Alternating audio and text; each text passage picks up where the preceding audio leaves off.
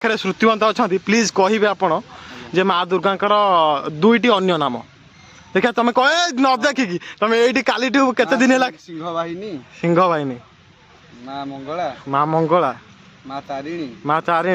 ମା ସରସ୍ୱତୀ ମା ସରସ୍ୱତୀ ଭାଇ ମାଙ୍କର ଗୋଟାଏ ମା ଆମର ସେ ମାଙ୍କର ସବୁ ଅନ୍ୟ ସେ ଯୋଉ ଚାରୋଟି ନାଁ କହିଲେ ଏଥିରେ ତ ନାହିଁ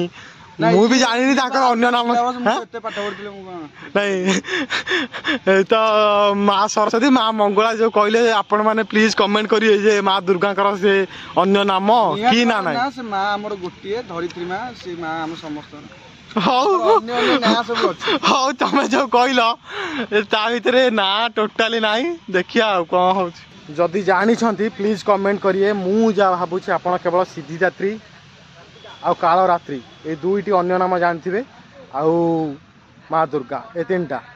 ତ ମା ଦୁର୍ଗାଙ୍କର 8ଟି ଏଇଟା ହେଉଛି ଅନ୍ୟ ନାମ ତ ପ୍ଲିଜ୍ କମେଣ୍ଟ କରିବେ ଆଉ ଦୁର୍ଗାର 8ଟି ଅନ୍ୟ ନାମ ତ ଆ ଭିତରୁ ଆପଣ କେଉଁ ନାଁକୁ ଜାଣିଛନ୍ତି ତ ପ୍ଲିଜ୍ କମେଣ୍ଟ କରିବେ ଚିଟ୍ କରିବେନି ଏକରେ ହେଉଛି ଶୈଳପୁତ୍ରୀ ଦୁଇରେ ହେଉଛି ବ୍ରହ୍ମଚାରିଣୀ ମହାଗୌରୀ ଚନ୍ଦ୍ରଘଣ୍ଟା ମା ଦୁର୍ଗା ଏଇଟା ହେଉଛି କୁଷ୍ମାଣ୍ଡା ଏଇଟା ସ୍କନ୍ଦମାତା ତାପରେ ହେଉଛି କାଳରାତ୍ରି ତାପରେ ହେଉଛି କାତ୍ୟାୟନୀ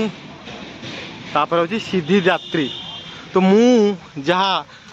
ଭାବୁଛି ଯେ ଆପଣ ମା ଦୁର୍ଗାଙ୍କର ଗୋଟିଏ ନାମ ଜାଣିଥିବେ ସେ ତାହା ହେଉଛି ଅନ୍ୟ ନାମ ସିଦ୍ଧିଦାତ୍ରୀ ଆଉ ଯେଉଁମାନେ 8ଟି ଅନ୍ୟ ନାମ ଜାଣିଛନ୍ତି ପ୍ଲିଜ୍ କମେଣ୍ଟ କରିବେ ଚିଟ୍ କରିବେନି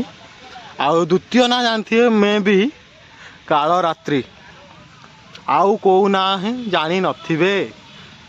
ଯଦି ଜାଣିଛନ୍ତି ପ୍ଲିଜ୍ କମେଣ୍ଟ କରିବେ।